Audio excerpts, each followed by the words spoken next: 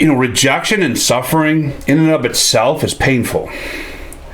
But I think what's made worse by the rejection and suffering is that it creates this feeling of isolation and loneliness. And that isolation and loneliness actually ends up becoming a feeling of hopelessness. This tremendous discouragement that leads to hopelessness.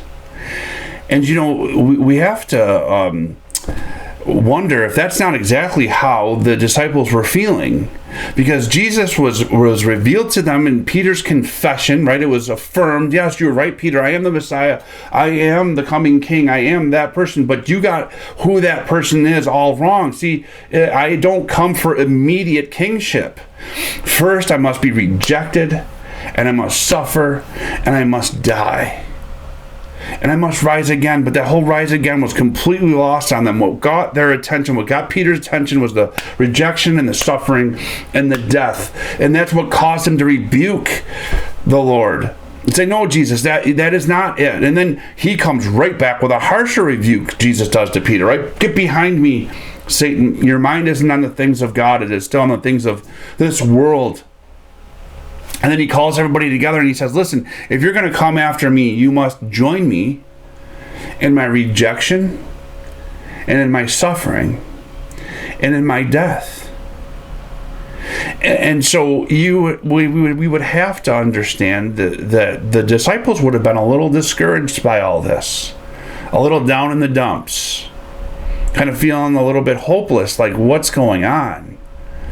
We're going to continue to follow him. Is this really what's taking place?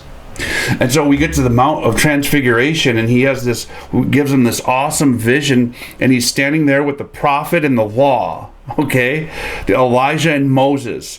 And they're having this conversation about Jesus dying, because the prophet and the law all pointed to Jesus and his death and his resurrection. It was just missed by Israel. But as we go back through now the Old Testament in that paradigm, we can see it clearly that it all prophesied and it all pointed towards the death, the rejection, the death, and the resurrection of Jesus Christ. But then all of a sudden they look and nobody is standing there but Jesus only. And this should be great hope and encouragement to those that are struggling with rejection and suffering because of the gospel of Jesus Christ. This is great hope to his church. Here we have a picture of Jesus only standing with the three disciples that we know represent the church, inevitably will represent the church of Christ.